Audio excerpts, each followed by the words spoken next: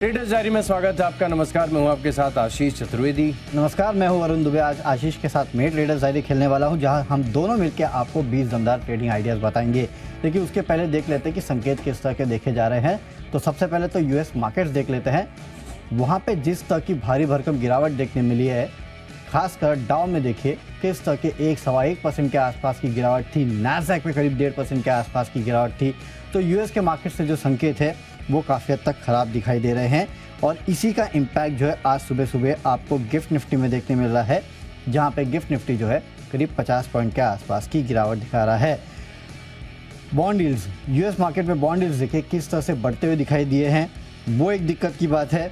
और इसके चलते जितने भी आईटी स्टॉक्स है यूएस मार्केट्स में, वो यहाँ पे गिरते हुए दिखाई दिए हैं। हालांकि यूएस की दिक्कतें कुछ अलग है, लेकिन कहीं ना कहीं ओवरऑल अगर आप देखेंगे तो कंसोलिडेटेड दिक्कतें जो है यूएस के मार्केट्स की, वो ग्लोबल मार्केट्स को गिरा रही है। और इसके लिए आज सुबह आप देखें कि जापान के मार्केट्स, वहाँ भी आपको गिरावट देखने मिली। इसके अलावा बाकी भी जितने मार्केट्स हैं वहाँ पे सुस्ती देखने मिल रही है। आग में घी का काम कर रहा है डॉलर इंडेक्स, जो कि मजबूत हो रहा है, 106 के आसपास पहुँच चुका है। और साथ ही साथ कच्चा तेल जो कि 94 डॉलर के आसपास फिर से पहुँच चुका है। तो हर एक संकेत अगर आप देखेंगे तो आपको सुस्ती के ही देखने मिलेंगे, ख़राब ही देखने मिलेंगे। और इसका इम्पैक्ट शायद आज सुबह सुबह आपको गिफ्ट निफ्टी पे देखने मिल रहा है, जहाँ पे थोड़ी बहुत गिरावट के साथ ट्रेड हो रहा है। हालांकि हमारे लिए ये मंथली एक्सपायरी का हफ्ता है, तो उसके चलते हो सकता है आपको थोड़ा बहुत उतार चढ़ाव देखने मिले, लेकिन संकेत तो आज के काफ़ी हद तक सुस्ती के हैं। डाउ फ्यूचर्स, नैस्डैक फ्यूचर्स थोड़ा बहुत हरे निशान में कामकाज कर रहे हैं, लेकिन पता नहीं हम इनको फॉलो करेंगे कि डाउ और नैस्डैक को फॉलो करेंगे। क्योंकि कल भी अगर आप देखेंगे तो दिन के दौरान डाउ फ्यूचर्स, नैस्डैक फ्यूचर्स में गिरावट थी, लेकिन उससे ज़्यादा गिरावट जो है डाउ और नैस्डैक में देखने मिली। अगर उसको हम एक ट्रिगर लेके चले तो शायद आज भी आपके संकेत जो है वो खास है नहीं। आशीष, मेरे टीम में काफ़ी सारे स्टॉक्स है जहाँ पे मैं बिकवाली कर रहा हूँ। चार्ट स्ट्रक्चर कुछ स्टॉक्स का बिगड़ चुका है, तो लगता है कि आज शायद यहाँ पे और बिकवाली हो सकती है। आप बताइए आपकी रणनीति क्या है? देखिए, मेरे पास भी इनफैक्ट 10 में से अधिकतर 6 स्टॉक ऐसे हैं जहाँ पर बिकवाली कर रहा हूँ। सेल आइडियाज़ आपको तो भी बाजार में मिल रहे हैं। फिलहाल जो कैश की कैटेगरी के, एक तो खबरों का बड़ा अभाव है, कोई बड़ी खबरें आज है नहीं आपके पास। और कैश की कैटेगरी में कोई स्टॉक ऐसे दिख नहीं रही जहाँ पर आप कमज़ोर बाजार में भी खरीदारी करने का दम रखते हैं। तो बिकवाली वाले आइडियाज़ के साथ जाना चाहेंगे।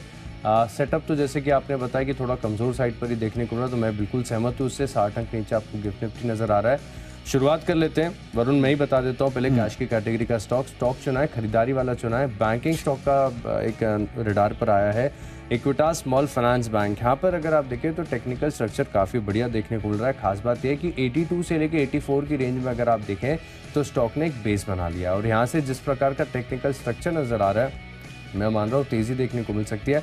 लेकिन क्योंकि आज बाजार का मूड माहौल थोड़ा सा गिरावट साइड पर देखने को मिलेगा। कल बैंक निफ्टी में भी पूरे दिन हमने थोड़ा सा दबाव देखा है, बैंकिंग स्टॉक्स में वीकनेस थोड़ी सी है।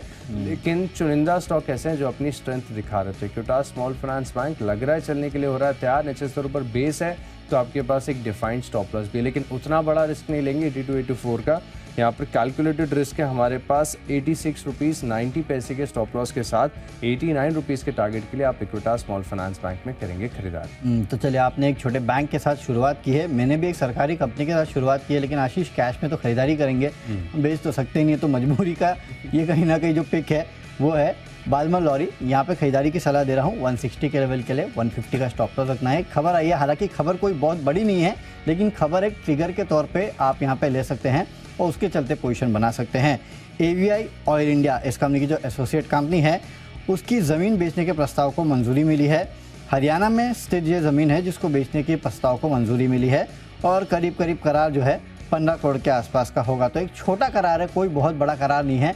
लेकिन दो चीज़ें हैं, एक तो सरकारी कंपनी है, इसके लिए हो सकता है कि आपको इस खबर के चलते थोड़ा बहुत यहाँ पे तेज़ी देखने मिले, और इसी के चलते आप अपनी पोजीशन जो है वो बालमर लॉरी में बना सकते हैं। खरीदारी कीजिएगा 160 के लेवल के लिए।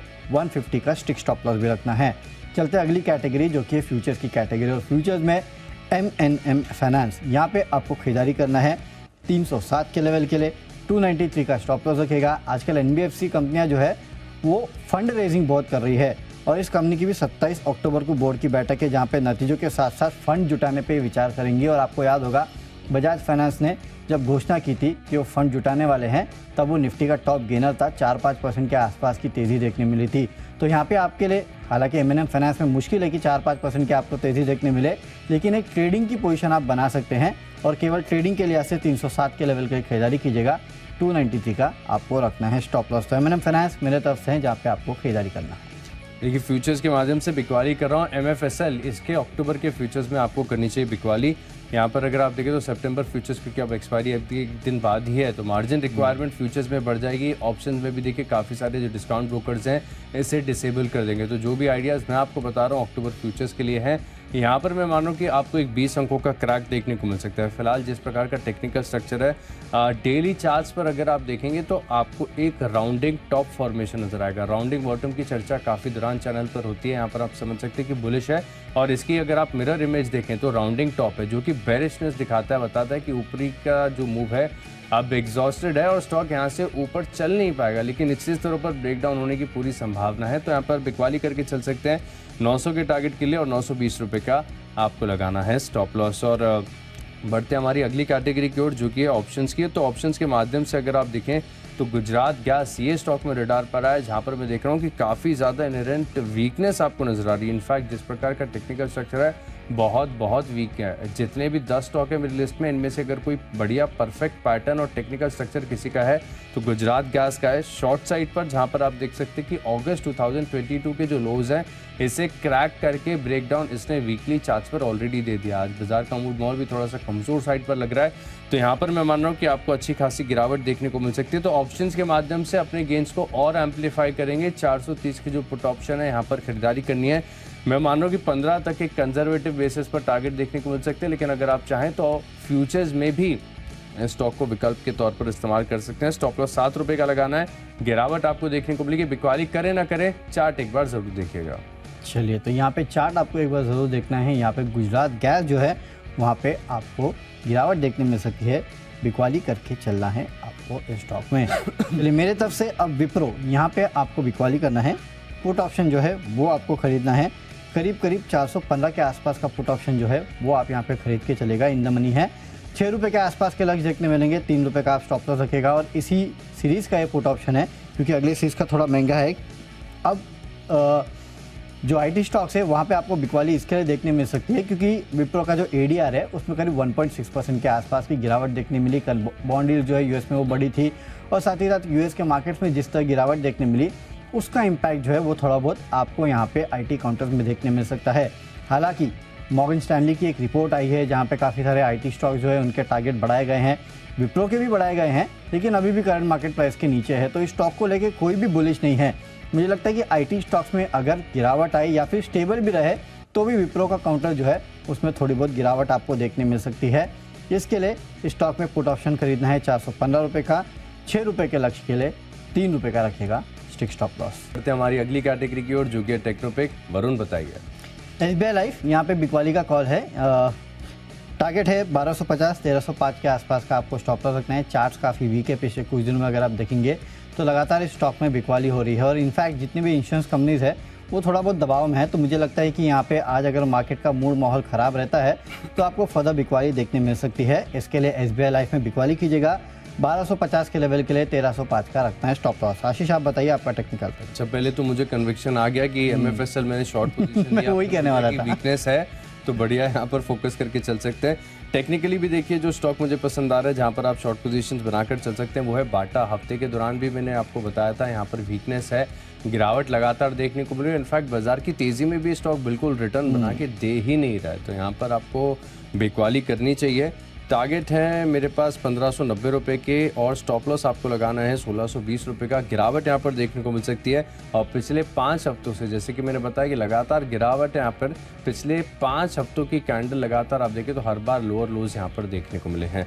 बढ़ते हैं हमारी अगली कैटेगरी की ओर जो कि है फंडा पिक। और फंडा पिक के लिए आज से मैंने चुना है मैपमा इंडिया। यहाँ पर आपको करनी है खरीदारी। मैपमा इंडिया ने जिस प्रकार से, अगर आप देखें, अच्छा एक चीज़ मैं पूछ लेता हूँ सबसे, आपने इनका मैप यूज़ किया है मैपमा इंडिया का? नहीं, मैंने तो आज तक इतना यूज़ किया नहीं है, तो गूगल पे ही चल रहा हूँ अभी तक। वरुण, आप स्विच करके देखो, आप गूगल मैप्स को दोबारा अपने फ़ोन में अपनी गाड़ी में खोल के नहीं देखोगे। इनका ऐप इतना बेहतरीन है और सच में इतना बेहतरीन है। फॉर एग्जांपल वो फीचर भी मिलते हैं जो गूगल ने इतने सालों तक आपको नहीं दिए। फॉर एग्जांपल अगर रोड में कहीं पर स्पीड ब्रेकर है तो आपके मैप पे आ जाएगा। नो डाउट आपको सामने भी दिख रहा है स्पीड ब्रेकर, लेकिन एक एडेड फीचर भी है।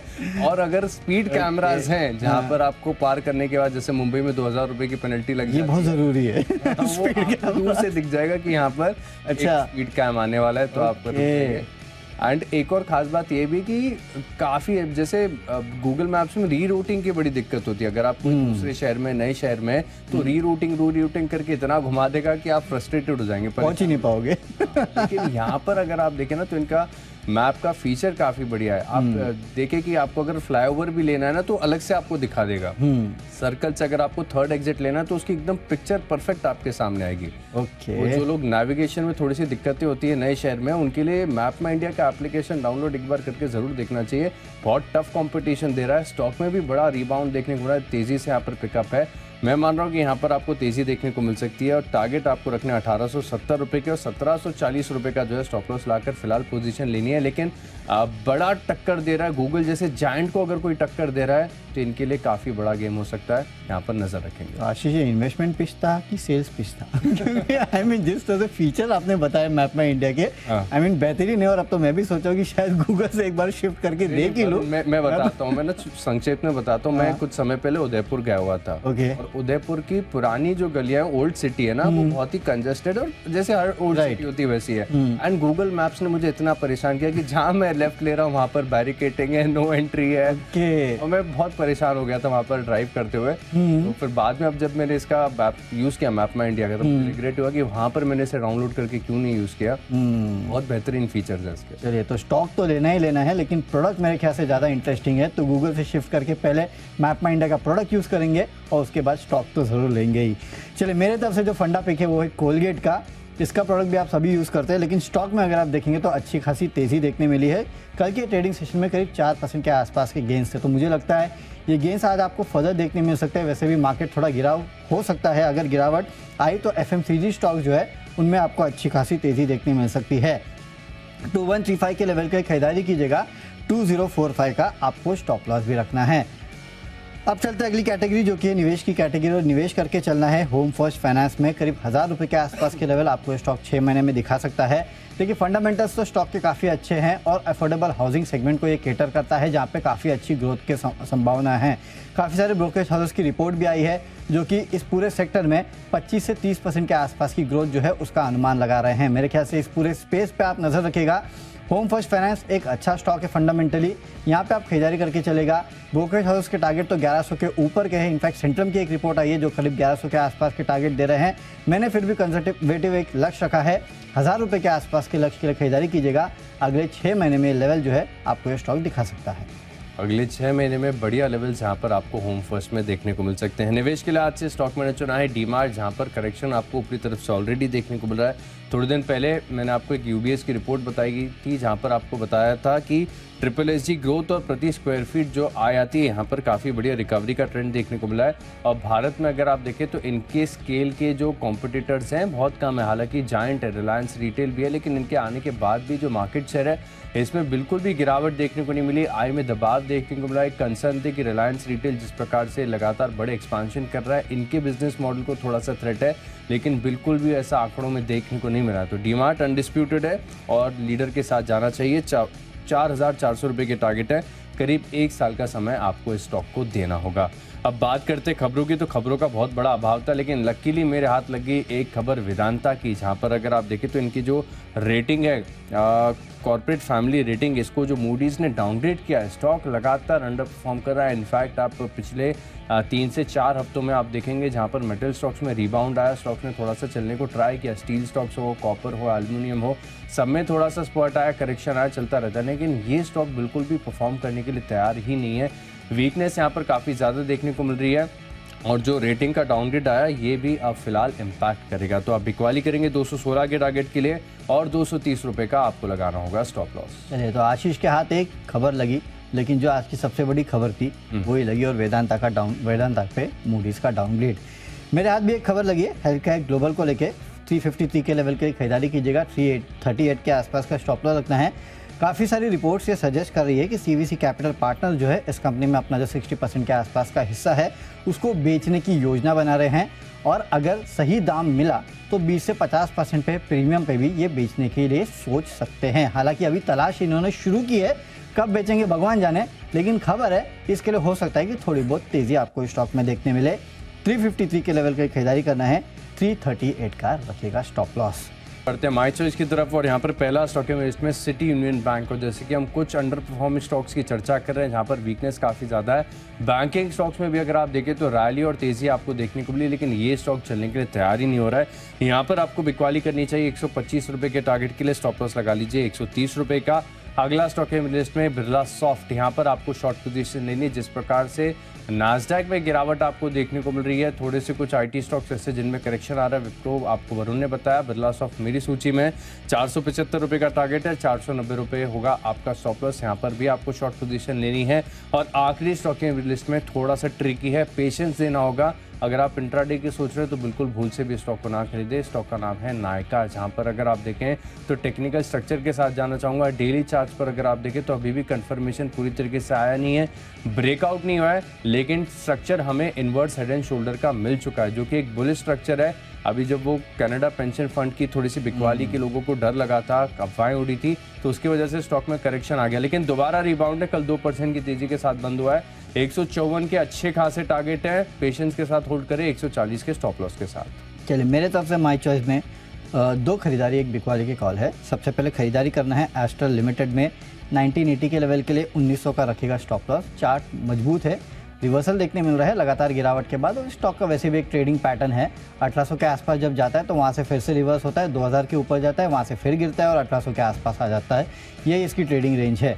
इसके लिए अब निश्चित तौर से रिकवरी आई है तो आप बाय कर सकते हैं। 1980 के लेवल के लिए 1900 का स्टॉप लॉस रखना है। अगला स्टॉक है हिंडाल्को, बिकवाली करना है 460 के लेवल के लिए, 475 का स्टॉप लॉस रखना है। देखिए, अल्कोआ का स्टॉक अगर आप देखेंगे तो ओवरनाइट 3% के आसपास की गिरावट देखने मिली। डॉलर इंडेक्स में भी तेज़ी है, तो वैसे भी ये मेटल स्टॉक्स के लिए नेगेटिव होता है, इसके लिए आप यहाँ बिकवाली कर सकते हो। और आखिरी स्टॉक है आदित्य बिरला कैपिटल, खरीदारी कीजिएगा 180 के लेवल के लिए, 171 का स्टॉप लॉस रखना है।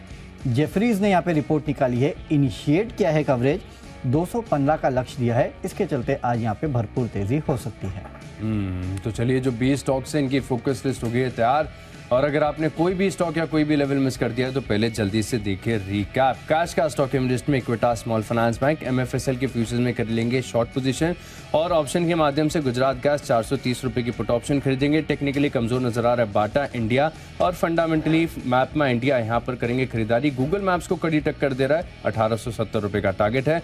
निवेश के लिहाज से खरीदेंगे डी मार्ट, और खबरों का असर देखने को मिलेगा वेदांता में। सीयूबी में आएगी गिरावट, बिरला सॉफ्ट में आएगा ब्रेकडाउन, और नायका है बड़े रिवर्सल के लिए तैयार, 154 रुपये का टारगेट है। इन 10 स्टॉक में मेरा कन्विक्शन सबसे ज्यादा है। ऑप्शंस के ट्रेड, गुजरात का 430 की पुट ऑप्शन खरीदेंगे, टेक्निकल स्ट्रक्चर काफी कमजोर है, शॉर्ट पोजीशंस लेंगे।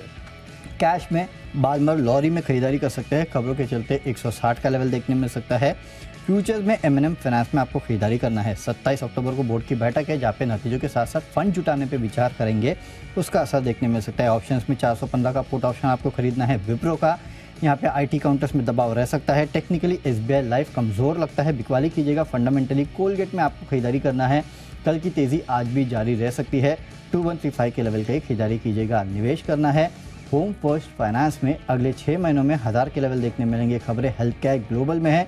सीवीसी कैपिटल पार्टनर्स अपने 60% हिस्सा बेच सकते हैं और अच्छे खासे प्रीमियम में, इसके चलते स्टॉक में तेज़ी हो सकती है। माई चॉइस में एस्ट्रल में खरीदारी करना है, हिंडाल्को में बिकवाली करना है, मेटल काउंटर्स पे दबाव रह सकता है, और आदित्य बिरला कैपिटल पे खरीदारी करना है 180 के लेवल के लिए।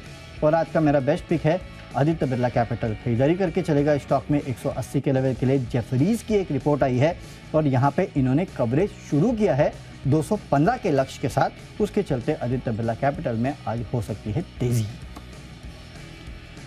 चलिए, तो स्टॉक्स हमने आपको बता दिया कि आपको क्या खरीदना है, क्या बेचना है, लेकिन ओवरनाइट जो क्यूज आए हैं वो थोड़े डराने वाले हैं। इन क्यूज को कैसे समझना है, इसका हमारे भारतीय बाजारों पे क्या इम्पैक्ट होगा, इन सब चीज़ों को समझने के लिए सीधे चलते हैं शेयर बाजार लाइव में, जहाँ पे अनिल सर और दीपांशु भंडारी हमारे साथ जुड़ते हैं। फिलहाल दीप जुड़ चुके हैं।